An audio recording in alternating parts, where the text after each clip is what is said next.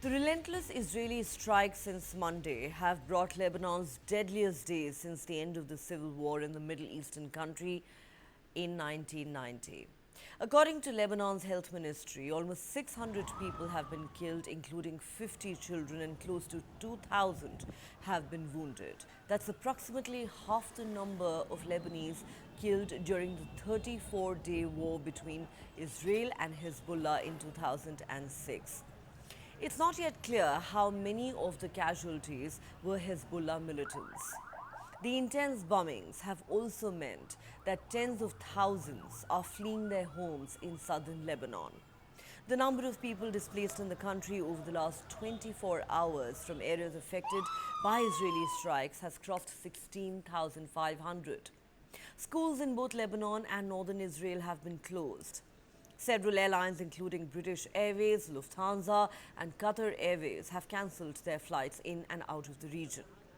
Israel says its air force has concluded a second wave of strikes on Hezbollah positions, some deep inside Lebanon.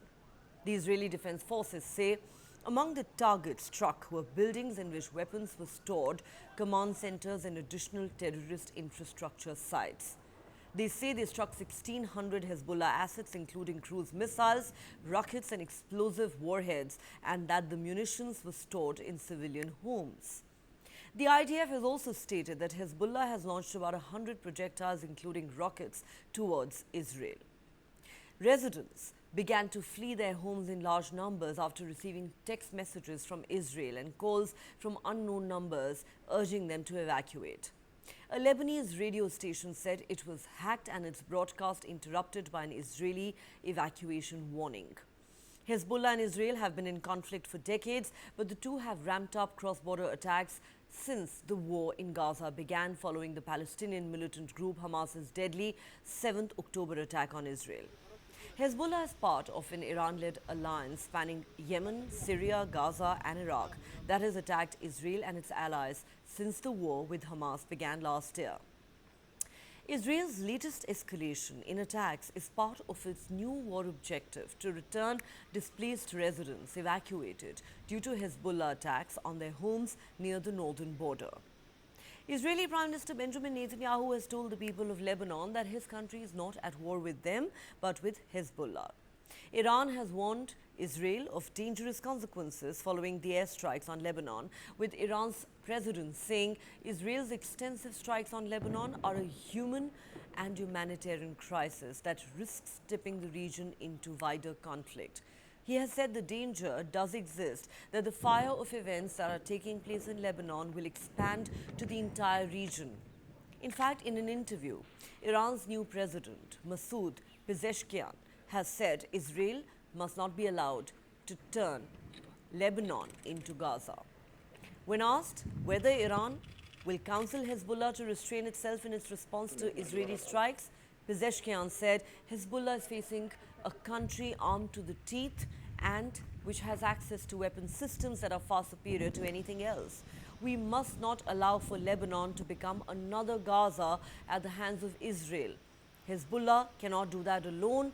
Hezbollah cannot stand alone against a country that is being defended and supported and supplied with weapons by Western countries, European countries, and the United States of America. That's what the Iranian president has said. Netanyahu told his security cabinet on Monday that Israel's aim in its military operations in Lebanon is to cut Hezbollah from the war with Hamas. Reports say the Israeli cabinet has agreed to continue to raise the level of military operations every day. Significantly, Israel has not ruled out the possibility of a ground invasion into Lebanon. Jordan's King Abdullah II has affirmed his country's absolute support for Lebanon, its security, sovereignty and the safety of its citizens in the face of Israel's war on it. The king has warned of the danger of Israeli escalation, stressing the need for international efforts to prevent a regional war. He's also said that it all starts with an immediate end to the war on Gaza. He's called on the international community to stand with Lebanon and protect innocent civilians and take immediate and serious measures to end all forms of escalation in the region. Reports say the United States believes that Israel has significantly weakened Hezbollah over the last week, but it is still working frantically behind the scenes to convince Israel not to further escalate or launch a ground incursion into Lebanon. One US official has been quoted as saying, "We are the closest we have been to a spiraling regional war since the 7th of October last year."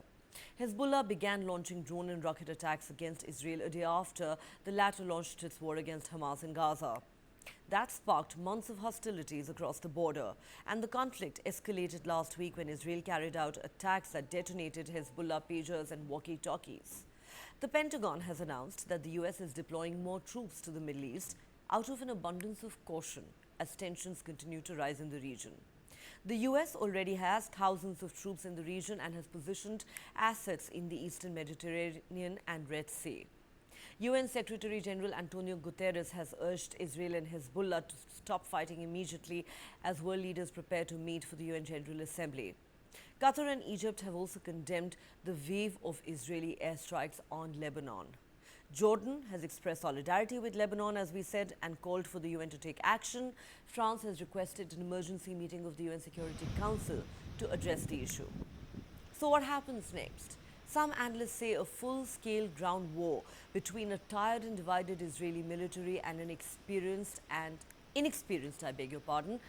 angry Hezbollah inside southern Lebanon would likely be disastrous for Israel. It is exactly what the militant group is good at and waiting for. But at the same time, we cannot ignore the fact that Hezbollah positions have been severely hit in the south of Lebanon by repeated airstrikes.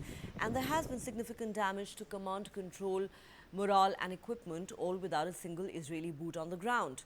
Perhaps the Israelis are hoping that Hezbollah feels so damaged and so greatly fears further damage to Lebanon's civilians that it agrees to withdraw to the north of the Litani River and bow to its demands in such a way that Israeli civilians are allowed to return home in the north of their country.